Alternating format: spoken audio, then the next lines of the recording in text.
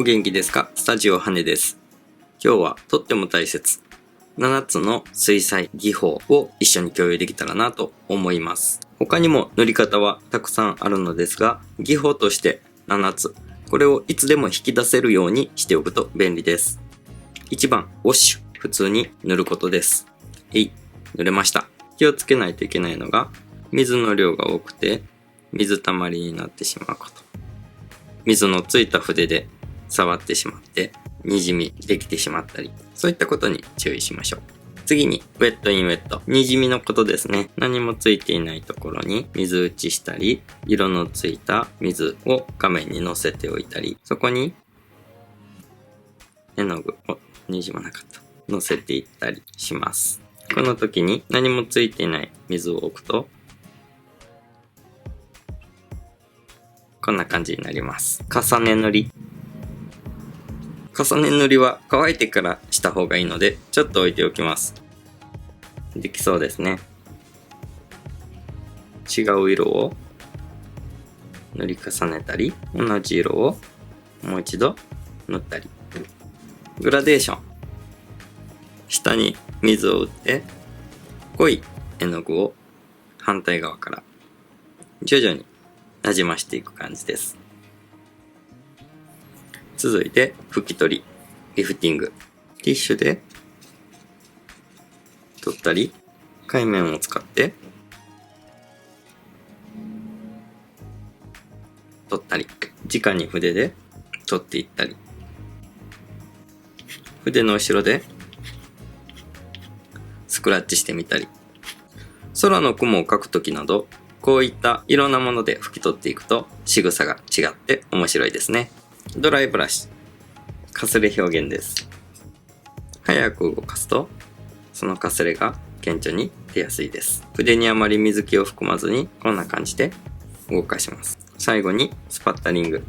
筆にしっかりと水を含ませて、だいたい5センチほどでこんな感じ。さらに水の量を増やして離して叩くとこんな感じ。水の量と紙との距離でだいぶ違いが出ると思うので、皆さんいろいろ試してみてください。では実践に入っていきましょう。なお、僕の動画ではそれぞれの学びたい分野を再生リストに作成しておりますので、ぜひご活用ください。初心者の方は基礎の学びとして再生リスト、構図、色彩学からのご視聴をお勧めいたします。さあ、順を追って塗っていっております。まずは普通に塗っていってます。ですが、ペンの線とともにリズミカルな筆跡を残すように意識して塗っていってます。楽しく自由に描く。見る側にその楽しさが伝われば嬉しいですね。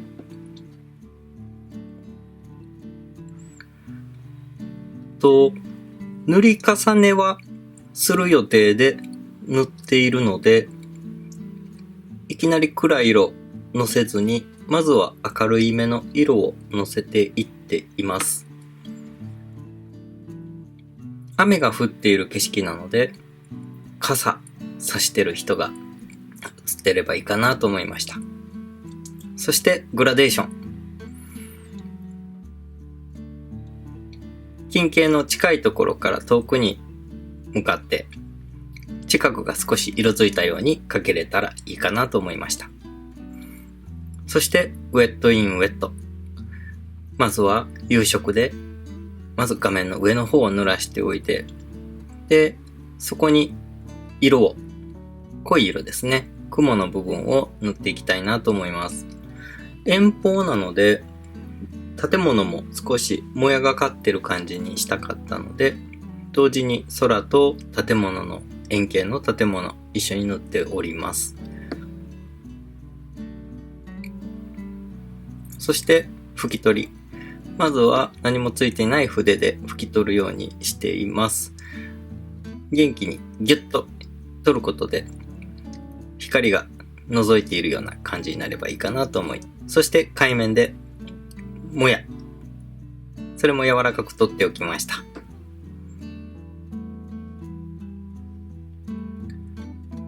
さらにウェットインウェットで濡れている時にまた違う色をのせると滲み合いながら少し角度をつけて下に垂れ下がる。こういった水彩画は自然の摂理のもと水が動いていく。それも画面の中に残るととっても魅力的な画面になるので僕は好きです。とても頭が邪魔ですね。傾けて描きましたのでカメラを移動すればよかったのに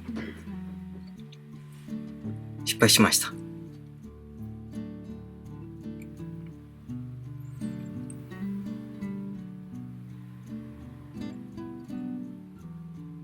で、どんどん塗り重ねながら調子を整えている感じです。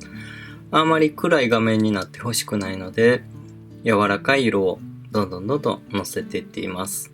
垂らしながら垂らすような角度にすると自分の頭がカメラに映ってしまう。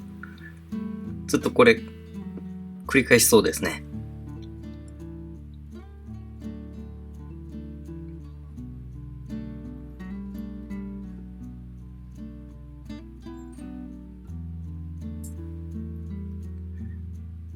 で、傘が映ってたりもワンポイントで明るく見えたらいいなっていうところも濡れている状態なのでぼんやりなってくれるかなというところで、だいたいこれぐらいの色の、明暗で言えば暗く見えるところもこれぐらいかなと思って描いてます。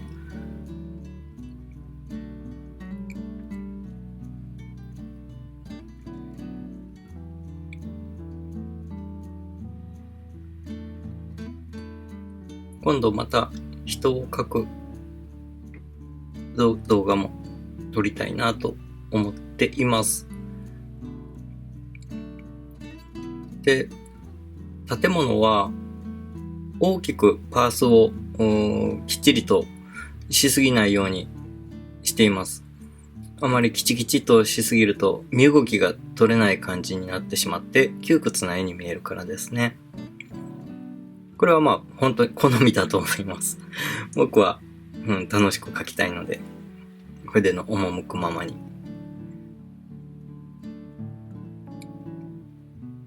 で、混色。この時に、色をだんだん暗く強くしていきたいのでドライブラシですね。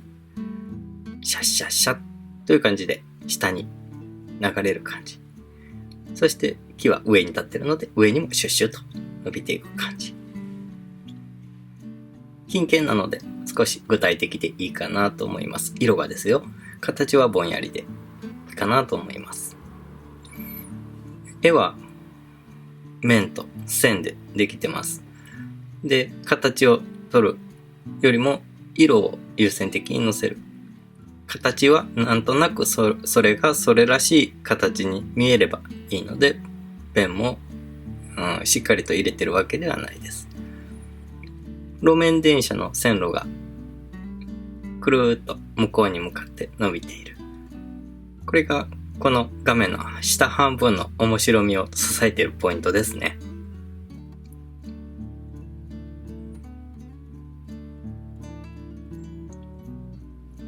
で、ペンの方はですね、ブラウンの、水にも溶けない、インクを使って、ガラスペンで入れておりました。ですので、あまり濃くは見えないと思うので、今、ドア、建物の窓等暗く見えるところを塗ってるんですけれども、これもちょっと調整しながらうっすらと塗っている感じです。あまりそれが主張が強くなりすぎると近景といえどうるさくなっていってしまうだけなので、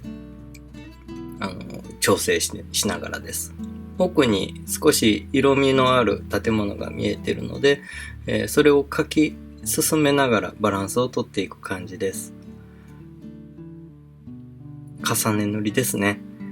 この重ね塗りはもうこんな感じで、ああでもないこうでもないと調節のために行っております。